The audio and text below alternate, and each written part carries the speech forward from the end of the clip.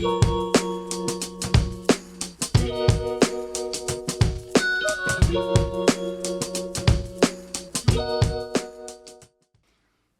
to Altabanking, a business podcast for everyone interested in elevating their financial future.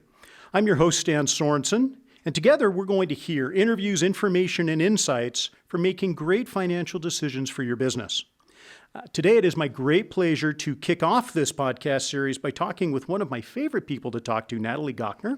Natalie is the director of the Chem C. Gardner Institute at the University of Utah, and somebody that I have the pleasure of working with as well as a member of the Altabank Board of Directors.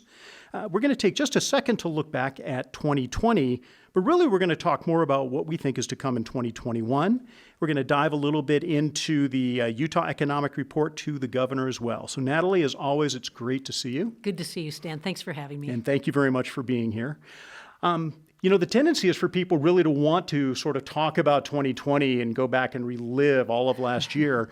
I thought maybe instead of spending too much time doing that, we should really kind of start off with 2021. Mm-hmm. Is it fair to say that we're kind of starting to see a recovery? And if we are here in Utah, what are some of the signs? Yeah. Well, we've been through a lot, and that's why we have that temptation to look at 2020. But 2021 is here, and there is a light, and it's getting brighter and brighter. And that light is really that we're getting on top of this deadly virus. Case counts are stabilizing in the country. They're dramatically down in Utah. I tell people, it's not an economic recession, it's been a public health recession. Mm-hmm. So as you get on top of public health, the recession will go away. And we're indeed seeing that. Consumer confidence is up. We have unemployment rate at about 3.1% in the state of Utah, so that's very positive. It's also low in neighboring states. Mm-hmm. And as we have people returning to work, people more confident, vaccinations in arms, we're very much moving towards recovery. Yeah, and that's great to hear. So you mentioned employment, and you actually mentioned unemployment, but I figure let's talk a little bit about employment. Our numbers really were never as bad as the national numbers. Mm-hmm. And I know from some of my reading and some of our previous discussions that construction was one of the big drivers of keeping employment pretty stable in Utah. Do we think that particular sector is going to continue to perform that way? I do. So let me just kind of break it down a little bit. Yeah. You have the nation that had this incredible downturn. And in Utah, the downturn was very significant at first, but then we popped back much more quickly. And so now we're performing at a much better level than the nation. And you're right, Stan, it is construction that led us through. And this is the construction of the airport, large projects, a housing shortage that has created a lot of home building in our state, lots of apartments, multifamily units under construction. Yeah. And so it's natural to ask, will that construction continue? And I think the answer is yes. Yeah. And I'll tell you why. It's because we continue to have a housing shortage. The pandemic didn't erase that. Right. And when we say a housing shortage, we're always forming new households, and we're always building new units. So what's the deficit or difference? And we continue to believe that there's somewhere between 40 and 50,000 units short in this market. So in 2021, you're going to continue to see home building. Yeah. But on top of that, we have the prison. Mm-hmm. We have things going on at the Point of the Mountain. We have a lot of talk of an inland port. Yeah. We have a convention headquarters hotel. You look downtown and you'll see some, high-rises under construction, some towers. So construction's going to continue to be a strong force for growth in this state. Yeah, that's great to hear. We are going to come back and talk a little bit about housing shortly, because I do. There's a lot that we can talk about. But staying on employment for just a second, one of the major employment segments here in the state, of course, is our tourism, right? Tourism and entertainment. Right. Of course, it took a dip last year. It kind of had to. Can I just say it was more than a dip? Yeah. It was a punch in the gut. Okay. We'll go with that. Okay. In fact, I just as a side note, I got an email today from the the general manager up at Snow Basin, which started off 1 year ago today because this is the anniversary of the day that they shut down, followed by Snowbird and Alta and everybody else. But what's it going to take for those industries to begin to really bounce back? I know we're seeing a little bit now. Yeah. Well, Stan, I mentioned the punch in the gut because it's unbelievable what's happened in leisure and hospitality. The convention business just shut down. The airlines business, it's not even a half of what it should be.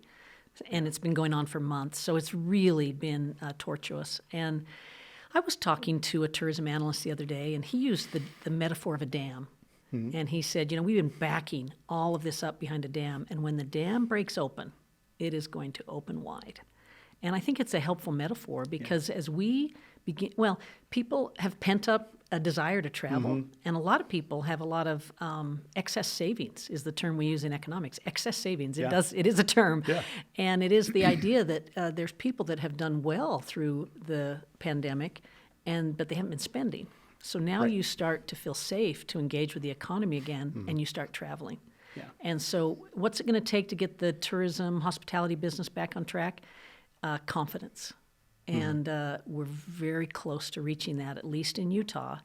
And then I'm hopeful in the nation.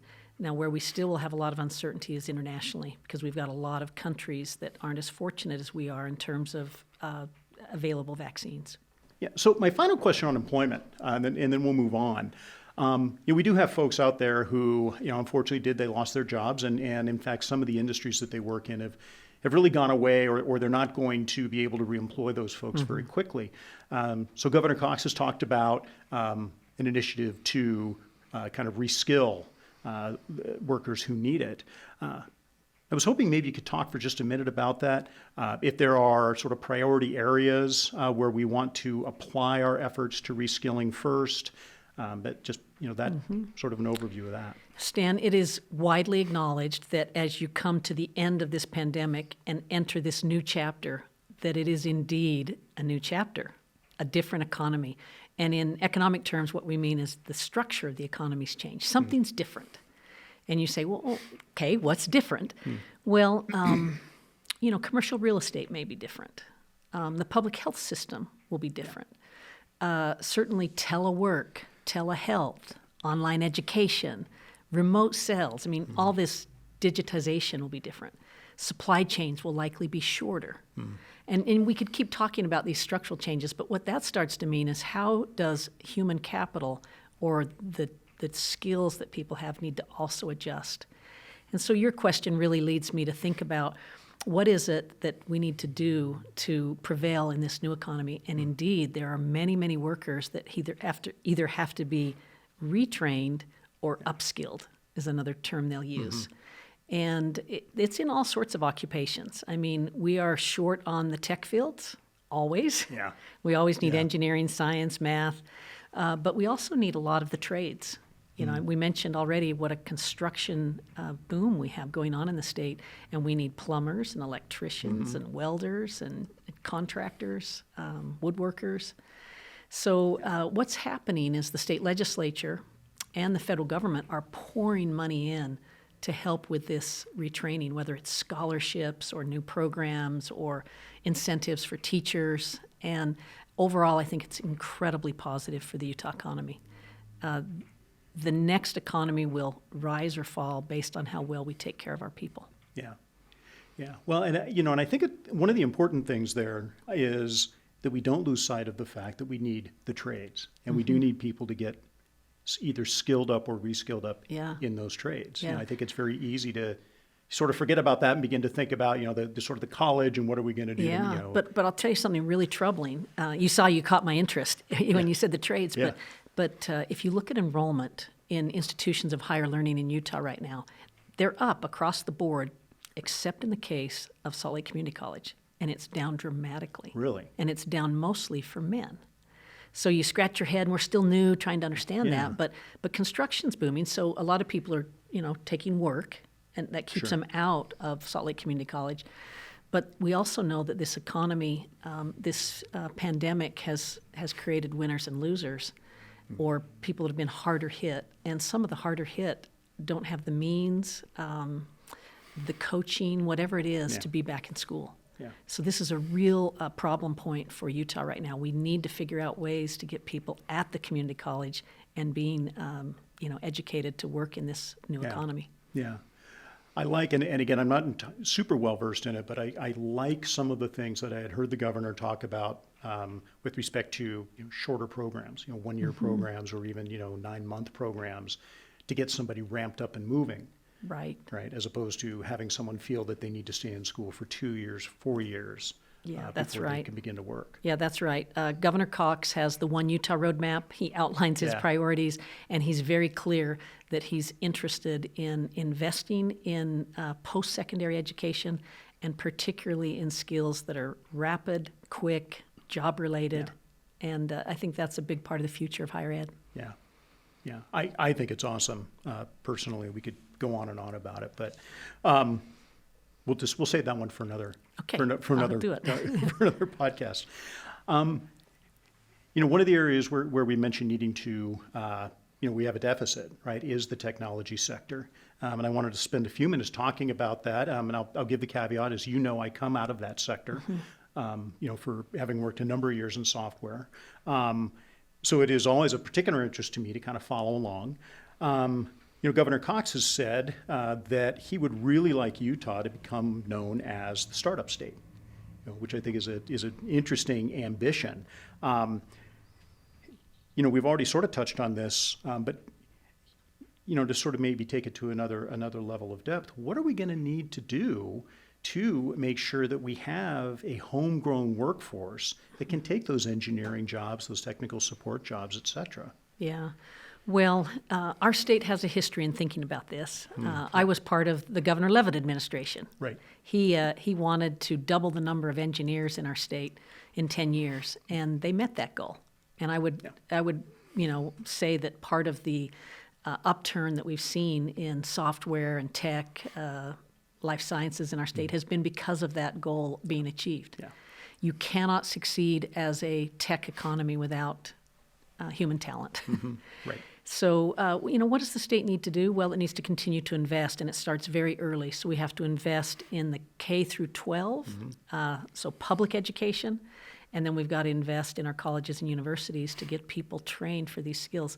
These companies won't come to Utah unless they see that they can hire talent. Yeah. And so I think it's really an investment proposition. Yeah. Yeah. Yeah, and that's really great to hear. One of the things we saw in Seattle, of course, is that at some point the homegrown skills kind of plateaued, and what we ended up with was a great deal of in-migration, to the point where there was almost a bit of an us and them that occurred over the course of sort of 20 years. You're either from here or you're not. You're either homegrown or you're not. How are we going to avoid something like that happening here in 20, 25 years? Yeah. Well, that is a tough question, and I'll tell you why. It's because it's already occurring, obviously, right? We're in our 6th year in Utah of over 20,000 more people moving in than moving out. Right. It was over 25,000 last year. We know from the data that a large percentage of those are from California. No surprise there. It's the big elephant in the West. Right. But it changes the nature of your state, and it forces up home prices. Yeah. And when you have in-migration and rapid population growth, you have more congestion. That's expensive. Growth isn't free. Yeah. So it is a tricky public policy question to how do you work through this. And I mentioned when you asked me about tech, I said it's an investment proposition in people. This question is an investment proposition in infrastructure. Yeah. You have to invest in water, roads, transit. Right. We have to invest in our canyons. And gratefully, the Utah legislature is doing this. I mean, they had the largest infrastructure bill in our state's history just passed this session. They put over 30% of their transportation investment in mass transit. That's surprising. That's a really big deal. They're double tracking Front Runner, commuter rail. They invested in streetcar in Salt Lake City, and I may not have the number exactly right, but I'm going to say $20 million in the canyons. So Yeah. give or take. Yeah. But that's those are big moves, and that's a legislature that's recognizing the growth opportunity that we have in the state, but also the responsibility to do it wisely. Yeah. Yeah, and I would say to that too, for anybody who might be listening, who is afraid that we will become the next Seattle or the next San Francisco, this is the thing that Utah's done very well that Seattle did not do well, right? And I speak of Seattle because, of course, I've got roots there. Yeah. But that investment in mass transit and in improving infrastructure and making sure that that we think about where people are living versus where it is that they're working, so we don't just think about a northwest or a north to south set of commuting lanes, but we think about an east-west as well. Right. These are things that I never saw in my time living there until it was too late. Yeah, I mean, in Utah, I'll give a really good example. In 2006, so think of 2006. It was before the Great Recession. Yeah. We were actually in a bubble. We didn't know it. Right. The economy was doing really well. This state increased taxes to pay for light rail during a upturn, during a surplus. Increased taxes in a conservative state. That doesn't match any kind of logic, but it was a state that plans, and we knew that we needed to invest in light rail while we had the opportunity, and we did it in a bold way, and then it paid dividends. If we didn't have that light rail system in the urban area that we have right now, it'd be a long time till we'd get it again. Yeah. Oh, yeah. Yeah. My other question about sort of population growth and things is one of the things that I noticed when I was looking at the economic report is that the lines between net migration and natural growth, those points almost touch. And I'm just curious, is that unusual in the nation? Is Utah sort of in an unusual position or unique position in that regard, or are we just one of many that are experiencing that now? Well, just to put a little bit finer detail on it, if a population grows, it's because of births or people moving in, and then you have to take out deaths. So natural increase is births minus deaths, and then you have net migration, out and in, what's the net? Right. So your point is that they're about the same in Utah right now, and it varies a lot over time. When the economy's strong, we have more net in-migration. When we're not as relatively strong, our natural increase is higher, but they're about the same right now, and it is a bit unusual, but there's 50 states, so I can find a lot of variance among the 50 states. Sure. A general rule of thumb, right now there's about 9 states that are actually losing population. So they're in a different category altogether than us. That's New York, West Virginia, Illinois. So then there's states that have far greater out-migration than we have, but still grow. So California's had massive out-migration. So not almost, all of their increase is coming from natural increase because they're losing people through population. So you get those far extremes. But in Utah, because of our relatively high fertility rate and then a strong economy, we're getting both, and they're at about the same level. Yeah. So we're unique. Yeah. Yeah. We talked about housing earlier, and I said we'd come back to it. This is an area that we could spend a whole lot of time really talking about, and I don't want to sort of get too into the weeds maybe, but there are some things that I've sort of noticed and that I do want to have a chance to talk about. We've talked about a housing shortage, but by the same token, construction values are up, right? And in fact, 10.7% as of Q3 2020. Our multifamily values are up as well. 28 over 28%, over 28.5%. So really then, of course, what that is suggesting is that building is continuing to increase, which we did, you did mention earlier. Knowing that it is increasing, why do we continue to say that we have a shortage? It's just not increasing enough, Stan. It's a supply question. Yeah. So think of it this way. We've had in-migration, so that's pressure, on new home building. We've had low interest rates. That's pressure on new home building. Right. We have our own natural growth, which is higher than most states, so we have that pressure on home building. And then we have supply constraints. Lumber's very expensive right now. Yeah. We have, in some places, a shortage of land. In Salt Lake County, you can't find a lot of available land these days. Yeah. That's why we're pushing, into other places. Right. You also have a shortage of labor at times. That might sound interesting during a recession, but our unemployment rate's at 3.1%. Yeah. So you have a construction industry that's building as fast as they can, but the demand is so great that we're gaining a little ground, but we had such a shortage that had developed over time. So the answer is we're still not building enough supply. Yeah. Yeah, surprisingly enough. And yet look around at all that's under construction. Well, exactly. Yeah. Yeah. So as we talk about supply, housing supply, and we talk about building, are we starting to see more investment in, well, let me actually change that just a little bit. So we are seeing investment, I know, in multifamily dwellings. Would you say that the majority of those that are going up are multifamily dwellings that are being sold? So those units are being sold? Or are we really thinking about a renting population? We are definitely seeing more renters than we've seen in the past. And some of that, well, a lot of that's affordability. Yeah. And some of it is preference. There is a generation of Utahns that aren't ready to settle down, and it's a large cohort, and so they'll continue to rent. So we had in 2019 a record year for multifamily. It was down a little bit in 2020, but like the second record year, and so it's very visible to the average Utahn, right? If you spend time in urban Utah and drive around, walk around, ride your bike around, you're going to see a lot of apartments under construction. Yeah. And I would say that's very healthy for our market. We just completed a study at the Gardner Institute that showed that housing values around apartments actually go up faster than housing values Interesting. not in close proximity. That was counterintuitive. Yeah. And it's just a matter of meeting market demands and meeting the market where it is. Okay. Yeah. So I have to ask, why did we see those housing values then around those apartment buildings? Why do they go up? Yeah, a lot of it, they're close to transit. When you have massive investments next door, you tend to invest more next to it, right? The property values rise. Yeah. And so it's this phenomenon of a market that is reinvesting and being reinvigorated. And so, it was really interesting to see. Yeah. I'll have to go out and get that off the website and have a look. That's you'll like that's it. very Yeah. interesting.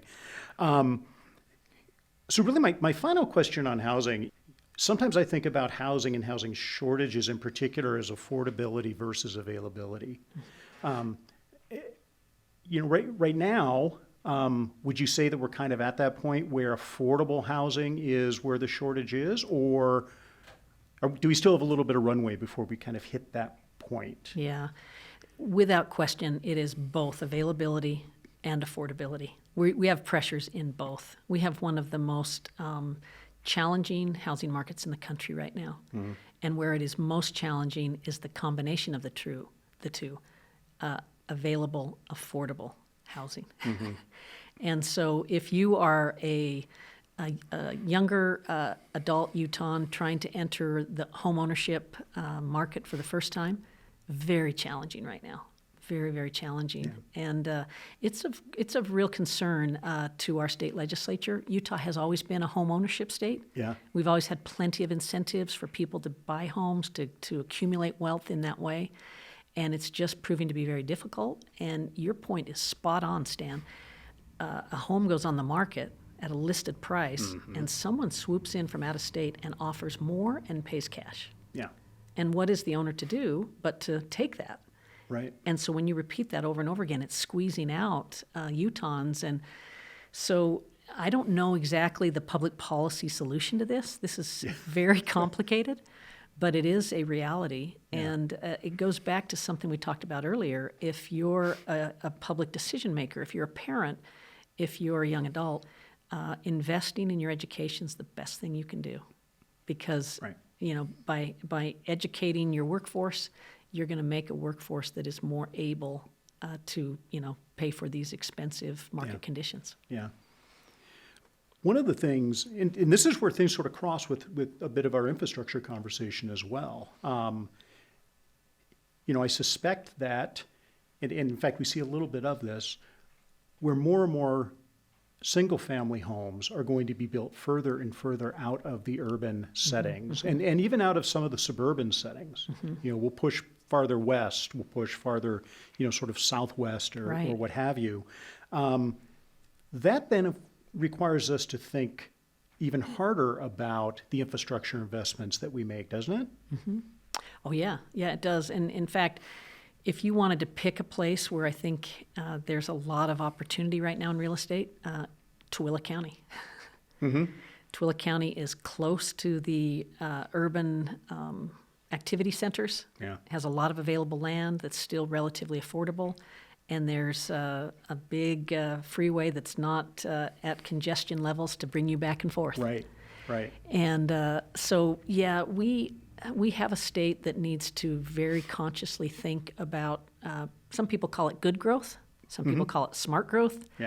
I call it quality growth, but it's the idea of investing in walkable neighborhoods, investing in transit, investing in mixed-use developments, smaller lot sizes, more housing options, accessory dwelling units, those sorts of things. And I know I keep talking about the legislature, but the session just ended, a few weeks ago. It's fresh on our minds. And it was an incredible session. They did a lot of things. One of the things they did is they made it much easier for people all around the state to have accessory dwelling units at their home. These are like grandmother apartments and the like. The state's kind of weighing in and saying, local government, we want more housing choices in Utah. And it's because it's a imperative. We have to provide more housing units to deal with growth. The further we push people out, the more expensive, and the more, I'll call it more air quality challenges we have. So there's a lot of reason why we should be thinking very carefully about where we grow. Well, and as we said earlier, we sort of started a step or two ahead.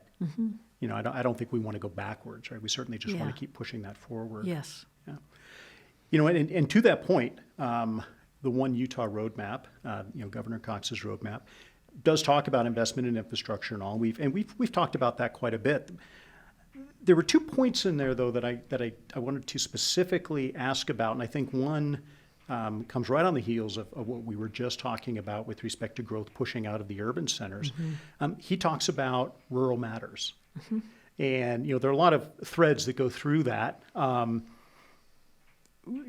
does everything we've been talking about, right? The housing, people pushing out further, et cetera. How is that going to impact some of that rural matters or some of those rural matters priorities that the governor has said he wants to pursue? Right. Well, there are people, and I've been among them, that have talked about 2 Utahs. We have an urban Utah that, in the grand scheme of things, notwithstanding the pandemic, but that has thrived, had a lot of opportunity, a lot of upward mobility, a lot of economic opportunity. Then we've had another side of Utah. It's not all of rural Utah, but a big portion of rural Utah that has stagnated, that's been in decline, that has a lot of indicators of distress. Nowhere is that more acute that I'm aware of than in Utah's coal country. This is Carbon and Emery County, where Price, Castledale are. They're incredible communities, incredible people. They helped build this state. They provided the energy, that built much of this state. But they have coal mines, and they have 2 coal-fired power plants. And they're both the coal-fired power plants are in Emery County, and they're both slated for closure in the foreseeable future. So that's an example of a rural setting that's actually pretty close. Price is 90 minutes from Silicon Slopes? It's not that far. So it's pretty close. Has great hardworking people. They have a Utah State University Eastern there, so they have a university there. It's the old what did they call it? College of Eastern Utah. For people that think like that. It's the closest red rock to the urban area, the San Rafael Swell. Really beautiful red rock canyons and the like, San Rafael River. Ubiquitous broadband, meaning they have invested in broadband. And so anyway, so I'm just trying to say that's a place in Utah that is struggling and has a difficult outlook, except that all these advantages lead to something better. So back to Governor Cox's roadmap, take a place like Price, open up state offices there, have telework arrangements there, invest in human capital so you can have tech jobs there because it'd be more affordable than being in Lehigh. Yeah, yeah. Can you have state employees work from there? Could you have state parks and recreation housed there? I mean, I'm just giving you examples of the types of conversations. And these are rippling all throughout the state. For us to have a governor who comes from Fairfield, Utah, who, I won't know the whole bio, but, I think has his first degree from Snow College, to rise to the chief executive of our state shows you what can happen. Yeah, yeah. It's kind of funny that, there's some I know who kind of, I don't want to say criticize, but, they poke some fun at him for, continuing to, talk about his small town roots and things like that. But, I do think, particularly in this state, it's important for him to continue to reemphasize that, right? So that he knows, or so that people know that he really is thinking about the entire state, right? All of us. Right. And importantly, though, rural Utah is part of the urban solution because we are congested. We've got air quality challenges. It will very much help us if they'll take some of this growth. Yeah. And if they're not growing, they're being subsidized. Right. I'm just saying in the grand scheme of things how public policy works. Right. So we want to have a state full of opportunity. And right now there are opportunities in rural Utah if we can find them and focus on them. And I tell any state leader that asks me about it to just prioritize. Pick places in rural Utah that have these natural advantages and go invest there. And Price is one of them. Yeah. Richfield would be another. Brigham City another. Yeah. There's regional centers that if we invest in them, they'll pay dividends to our state. The other thing that I picked up on in the infrastructure portion of the roadmap is the emphasis on public-private partnerships, and I have to say that slowly, or it's never going to come out correctly. What I'm wondering about there is what are some areas that we might think of as low-hanging fruit, right? Where might we start to see these public-private partnerships? What I'm a big fan of, by the way. Where might we see them start to develop first? I wish I had a good answer to that, Stan, because I'm going to say something here that I don't know how that exactly works, but you're hearing a lot of talk, and Governor Cox talks about it, of a tram, a gondola, I should say, in Little Cottonwood Canyon. Right. This is intriguing, right? Because you got this canyon that I'm a native Salt Laker. I'm a big-time skier, and I just can't ski in Little Cottonwood anymore. I can never make it up the canyon. Yeah. It's too congested. And then if it's not congested, it's closed because of the avalanche danger. And I had the general manager of Snowbird say to me recently, that canyon was not built for cars. It's one of the most high-risk avalanche roads in the world. I heard that just the other day, actually. Yeah, and yet it's just such an incredible jewel in our state. Oh, yeah. Yeah, both for backcountry skiing, for hiking, and certainly for downhill skiing and snowboarding. So, maybe things like a gondola are a place where a public-private partnership might make sense. As I understand that, they would headquarter it near Lakai Restaurant. Yep. And take people up, have a few stops, and if you stop at Snowbird and you stop at Alta, you service most of the needs there. Right. Even in summertime, most of the trailheads are close to those resorts. And you'd still have the road, but you would have a toll there. Yeah. So there's another opportunity for a public-private partnership. Right. Anyway, I'm just saying that on this podcast to give listeners, viewers, an idea of the possibilities. Right. So now start magnifying that for a lot of other opportunities in the state. The problems we face as a high-growth state that's trying to preserve life quality, they are difficult problems. Right. And they require innovation and policy entrepreneurship. That's the word I think our governor would use. Yeah. And that's the kind of thing that we should be looking at. Yeah. I think it has incredible promise. I really liked seeing it on the roadmap. And I'm kind of like, I sort of think about it kind of pie in the sky as well. There are so many different potential opportunities out there. It's going to be exciting to see how things develop over the next few years. Yeah, I think that there is a broad agreement that Utah has a very bright future. Yeah, So Definitely. Great. Well, what I want to do now is I want to sort of shift to something that we in our inaugural we're putting into place now in our inaugural podcast, and we're going to do this with all of our guests. When we sort of jokingly we're calling it the lightning round. Okay. None of them are trick Should I questions. put on a None of them seatbelt? are trapped. No, you don't even need to do that because we're not going to time it. Okay. But it's just it's a little different than having the policy discussions. So I've got 4 questions, Okay. and I'm going to ask you to take as much time to answer them as you want or not. And yes, they're all benign. But the first is, what books are currently on your nightstand? I've been reading a lot about equity, diversity, and inclusion, probably like a lot of people. So, I've had some interesting reads on white privilege, white supremacy, Yeah. and the LDS Church.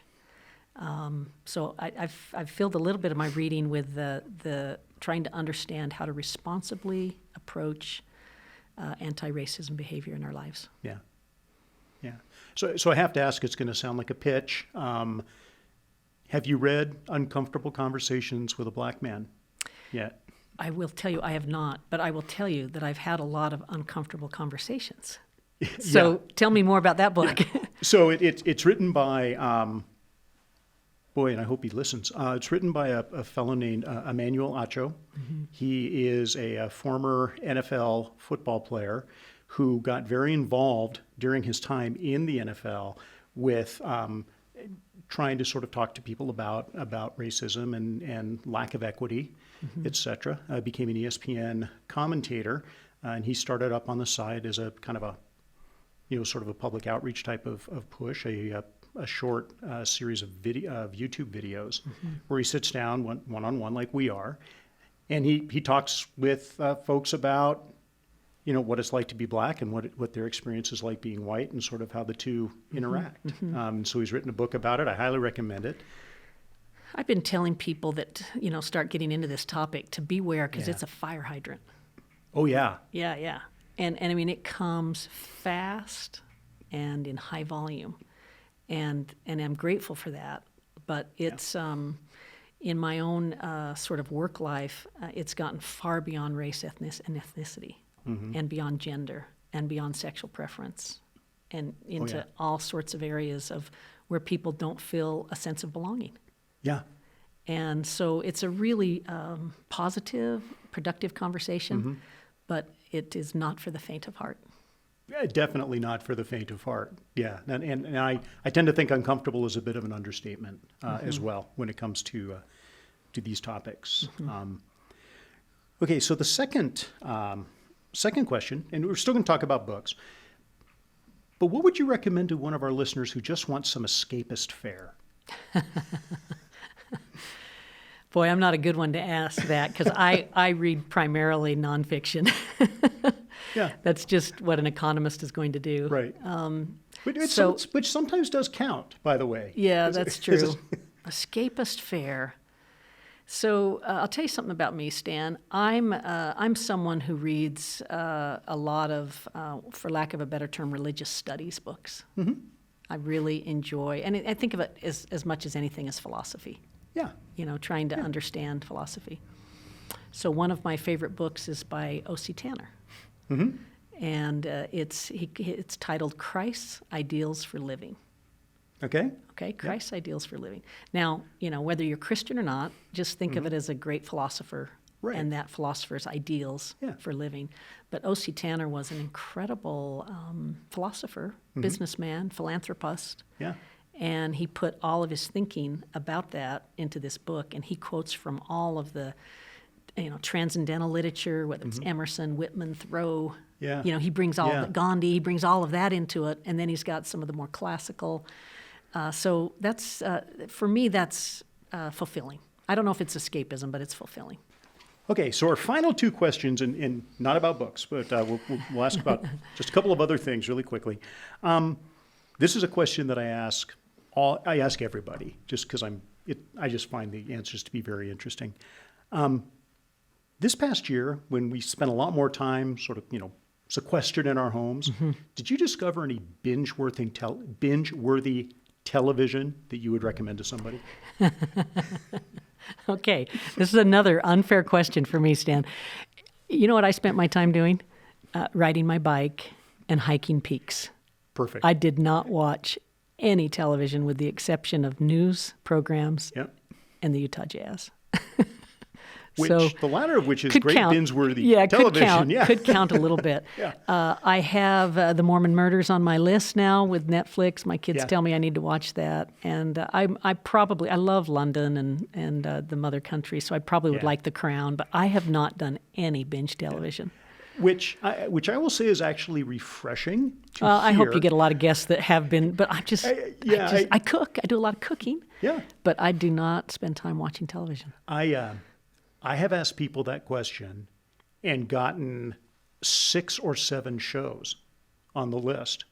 And then, I go and I look them up and I see, oh, these are like 10-episode shows, and people are, anyway. So A lot of time. Yeah, a lot of time. So, yeah, I love that you don't have any.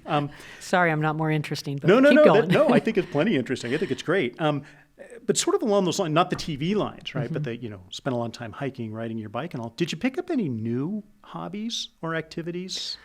Well, I mentioned the hiking part, right? Yeah. So I live in Murray. Right. The pandemic occurs, and it's right as springtime, and the snow's melting, and you can't travel, and you can only be with close people like my husband.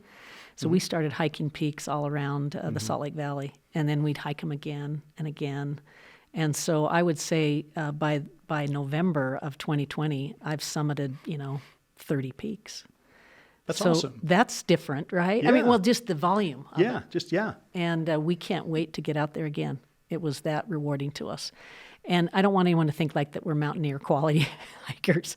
A lot of them were just summiting again Wolverine in Brighton Bowl or Tuscarora or Clayton Peak, Sunset, and doing them from the Alta side, doing them from the Snowbird side. Right.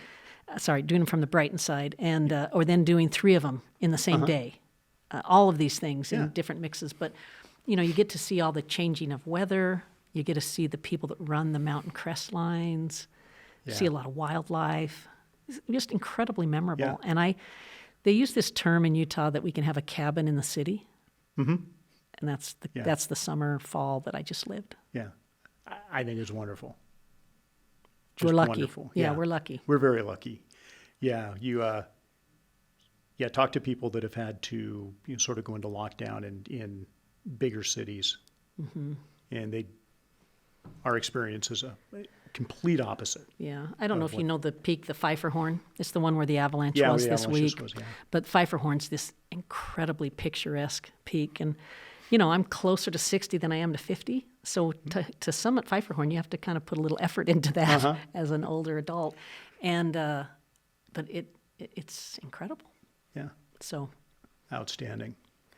Any other parting thoughts or comments that you'd like to make and share with our listeners? the thing that I just feel is important for viewers to understand is that as hard as this pandemic's been, we're going to come out of it in Utah relatively stronger than most states. And now we've got a whole new stimulus coming to our state that, quite frankly, some parts of it we don't need. Right. Yeah. So it's harder to spend wisely. That's Yeah. how I'm saying that. But our state will figure it out. And so when we spend it wisely, it's going to create more opportunities, right? Whether for the training, for the infrastructure, for public health. So we'll do good things with it. I don't want people to think that it'll go to waste. Right. But it will create the dynamics for a really positive next few years in our state.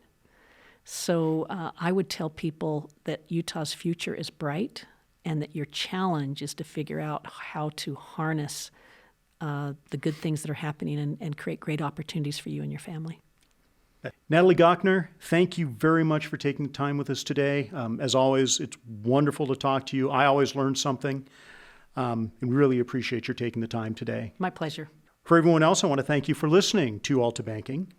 And until next time, make sure to subscribe to the show on Apple Podcasts, Spotify, Stitcher, Pandora, or Google Podcasts. We'll talk to you next time.